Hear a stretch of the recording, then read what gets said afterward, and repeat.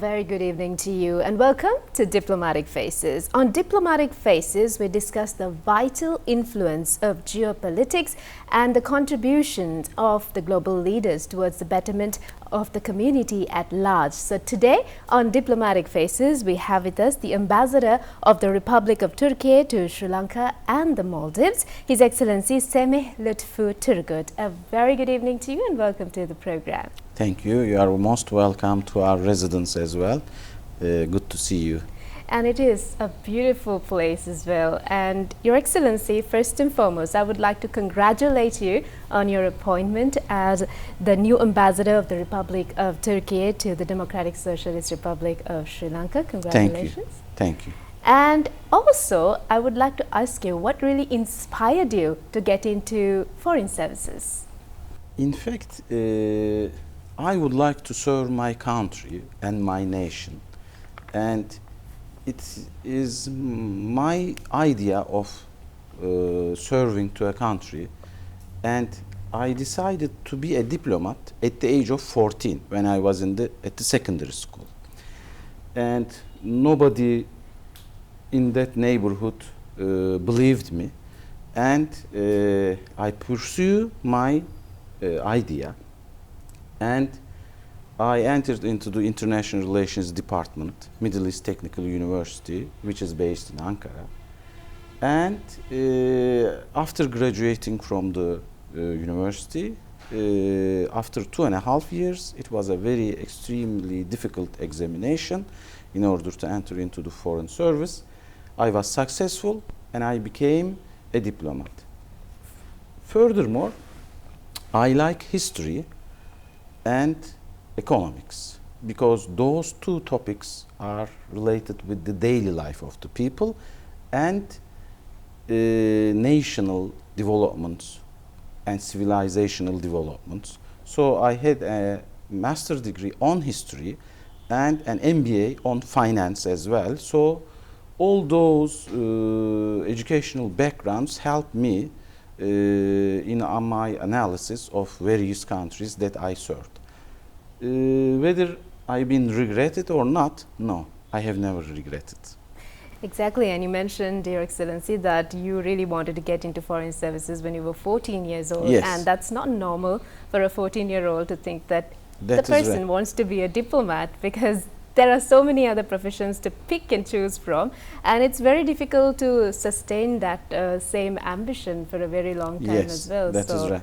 That's a really massive ambition you've been having, Your Excellency. Yes, thank you. Thank you. And let's also talk about your service. And you commenced your services in 1997, if I'm not mistaken. That is Yes. with the Foreign Affairs.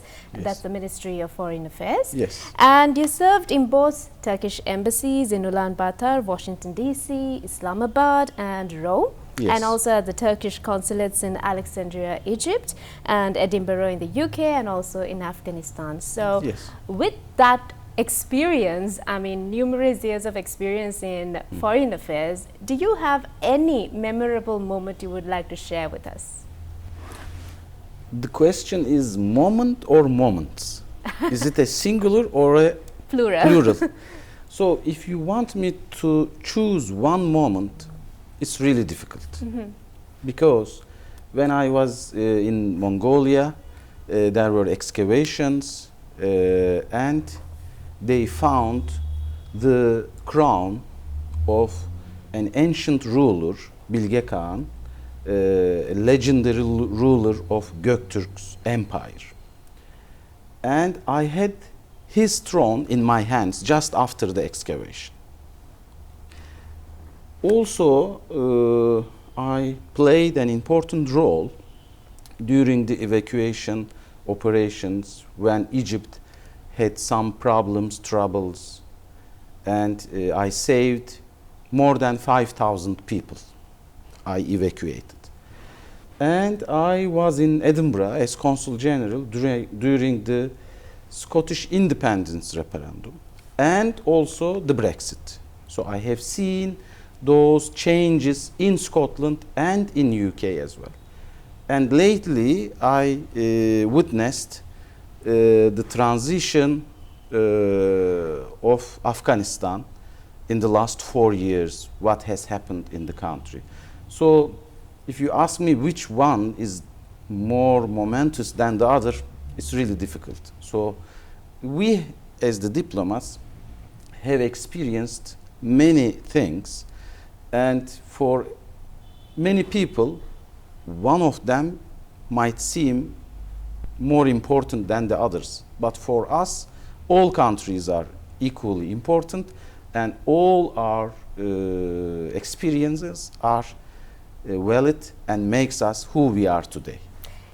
Exactly, Your Excellency. As you did mention, every country is important when it comes to geopolitics, Yes. and as global leaders, you work towards the betterment of the community at Yes, large. that's right. And speaking of Türkiye, now when you hear the term Türkiye, the name, there are two things which comes to my mind as a person who has watched a lot of Turkish dramas. Türkiye has a very rich and long history, and also at the same time they have very tasty food. Yes. So in your opinion, what is the most significant thing about Türkiye? What is the most significant thing? I think it is the same like Sri Lanka, its geographical location. And Türkiye is located at the crossroads of Asia and Europe. And our mainland, Anatolia, is surrounded by seas. We have Black Sea on the north, Mediterranean on the south, and Aegean Sea on the west. And we are close to important sea passes, waterways, and seas. So our importance comes from our geostrategic location, which increase our value in geopolitical and geoeconomics terms. And it's more or less valid for Sri Lanka as well. And Turkey in its region, namely in a wider region that has influence in Balkans, Caucasus, and Middle East, has always been a balancing, stabilizing, and peacekeeping force. We would like to solve our problems through mediation, through diplomacy, and we believe that war is the last resort to solve any international problem. And as the diplomats, we are always there to open the channels for talking, discussing, and finding a solution to the problems. So that is what you believe Turkey's significance to Yes. the world is, Yes, Your Excellency. that is right. And also let's talk about defeating the coup attempt in 2016, which was a milestone in the history of Turkey.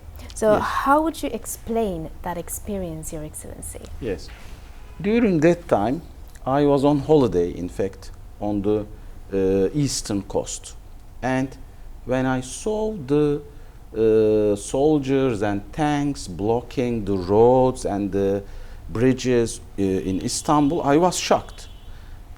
And in today's world, such a move was really shocking. And the spirit of wisdom of our independence and freedom-loving nation defeated the coup d'etat, in fact, on July 15, 2016. And I think this is the main guarantor of Turkey's future.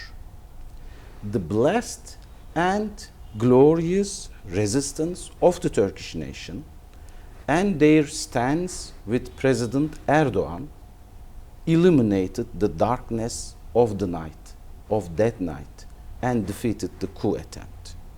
Turkey, in fact, will continue to its fight against terrorist groups, whether they have an ideological agenda or a religious color or a separatist character. We will continue this fight until the last terrorist and until the last terror cell will be eliminated. And Your Excellency, talking about the relationship between Turkey and Sri Lanka. Yes. So Turkey's first formal relations with Sri Lanka began with the Ottoman Empire's assignment of the honorary consul of Sri Lanka in Gaul, that is dating back to the 18th century. That is right. So the embassy of Sri Lanka, which was established in Ankara, opened in 2012, and the following year the embassy of Turkey in Sri Lanka as well. So let's also take a look back at the history of the relationship between the two nations, Your Excellency.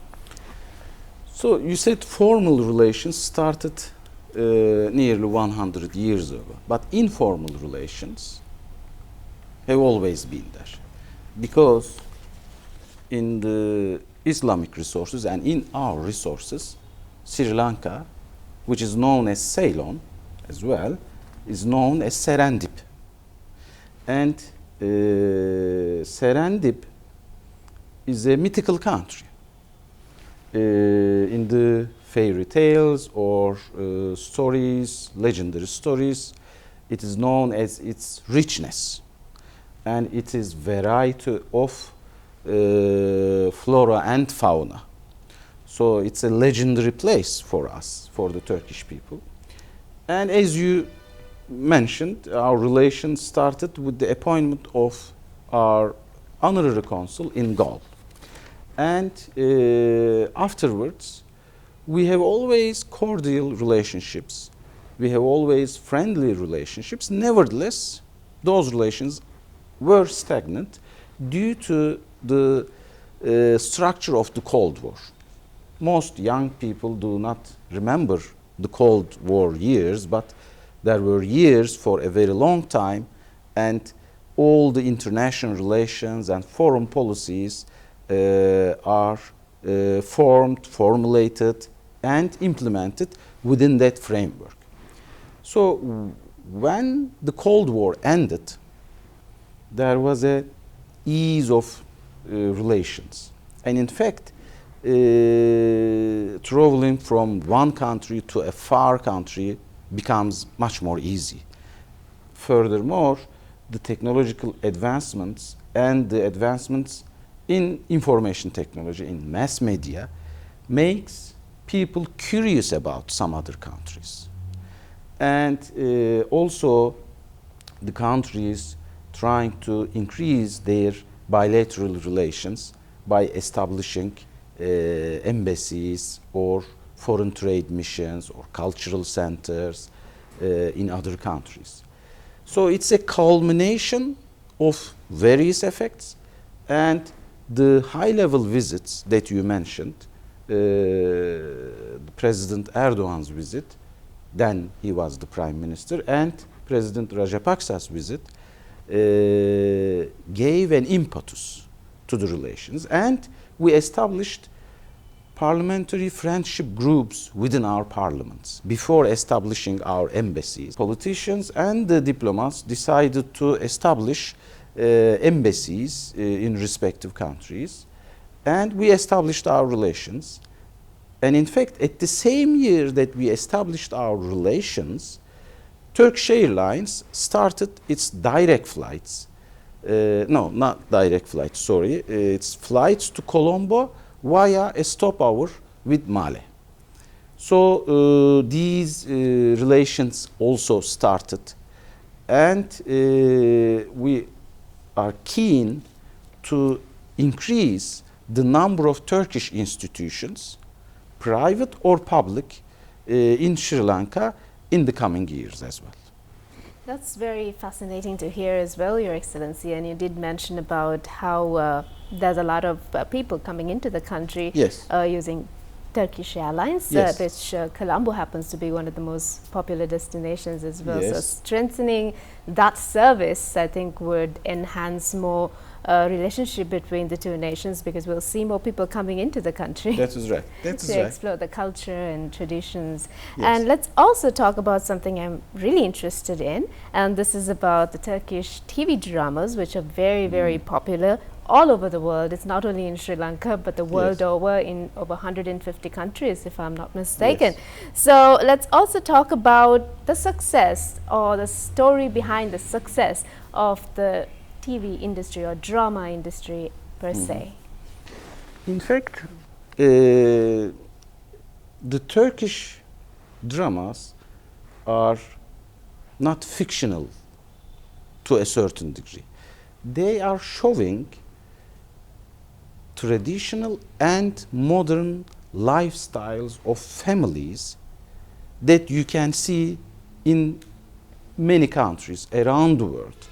And there are universal emotions in those dramas: love, happiness, surprise, fear, anger, revenge. All those things are there.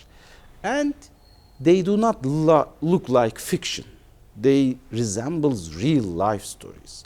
The plots and storylines are very realistic, mirroring lives of Sri Lankan or Brazilian or Australian or Turkish. They find something in those serials from their own lives. And also the usage of location, usage of original soundtracks, talented, handsome and beautiful artists, and very good directors make their production quite well.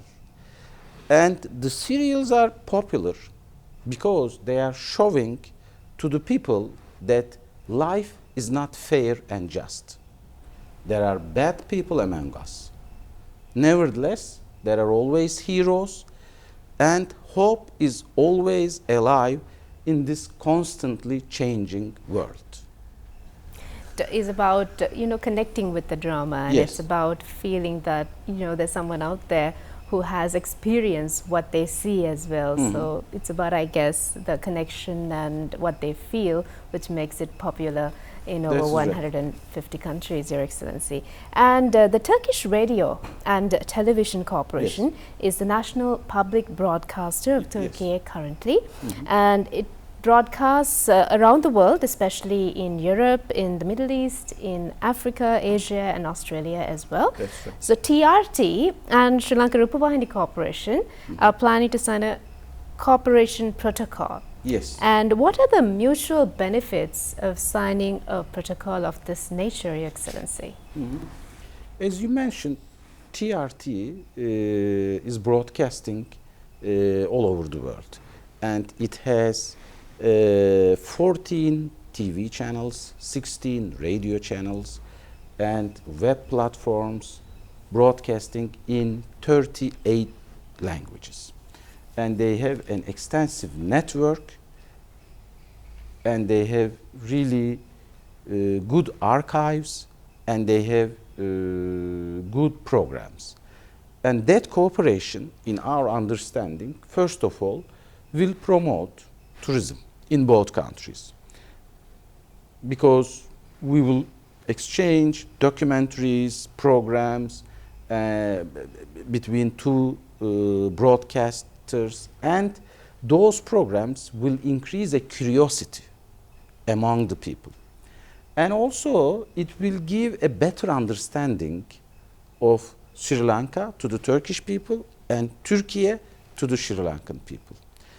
Furthermore, it will provide a framework of cooperation among two institutions and pave the way to exchange staff and programs.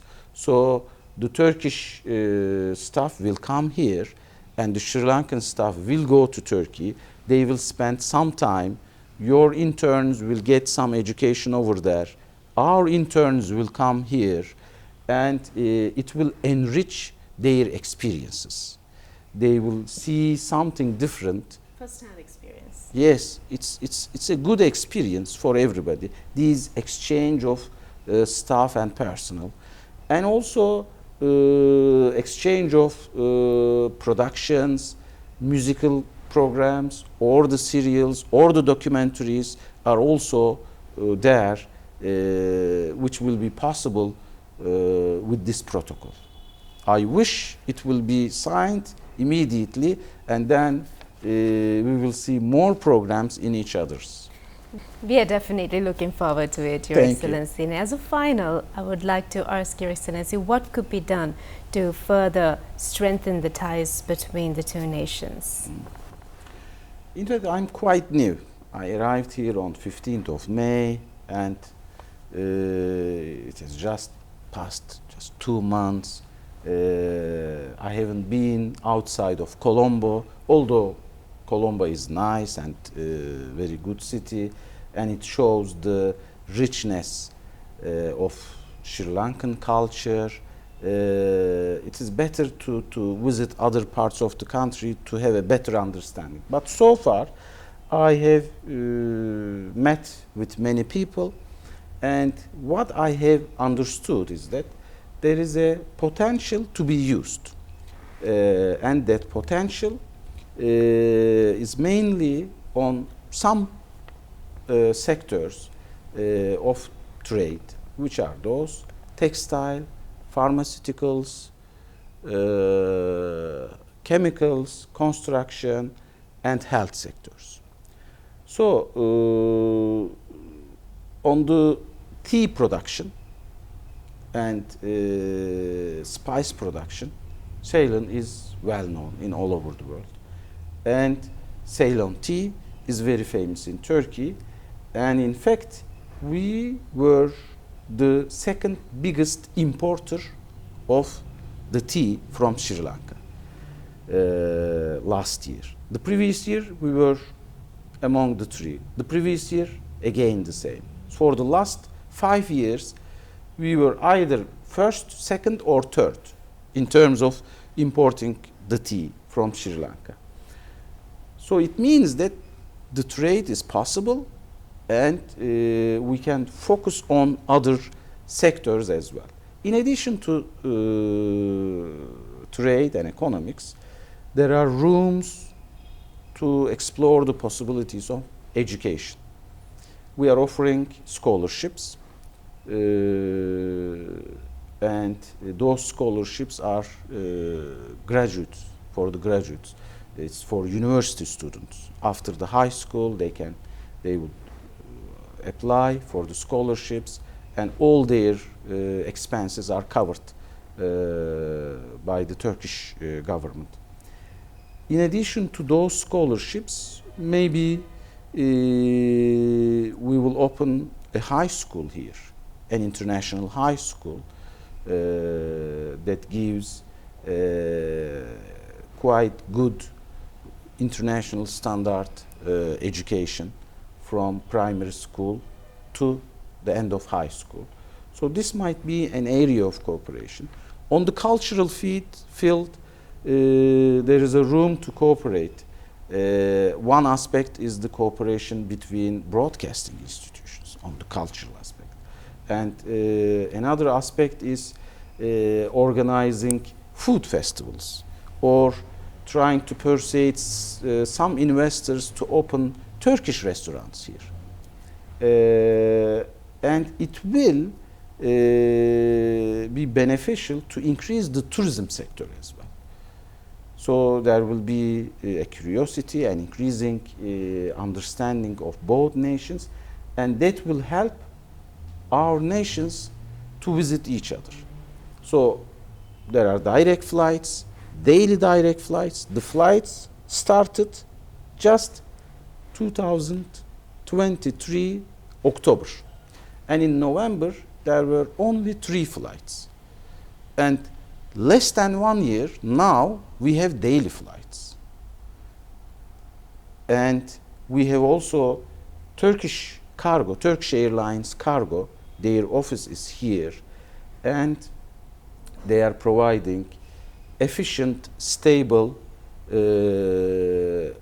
and speed service to the Sri Lankan business community. So this logistic area is another important area, because Sri Lanka is geographically located on the sea routes, and its location is very useful. It will be a pivotal country in its region. And Turkey is formulating a new policy towards Asia. And Sri Lanka is an important component of our new Asian foreign policy as well. And within that component, we are sure that on the Sri Lankan side, there is a strong will, like us, we have a strong will to increase our relations as well. So we will do our best as the diplomats and hope to have a deeper and wider relationships. With that, we've come towards the end of this episode of Diplomatic Faces, featuring the Ambassador of the Republic of Turkey to Sri Lanka and the Maldives, His Excellency Semih Lütfü Turgut. And catch you again on another episode of Diplomatic Faces, where we will be discussing about the importance of geopolitics and also what the global leaders have done towards the betterment of the community. Good night.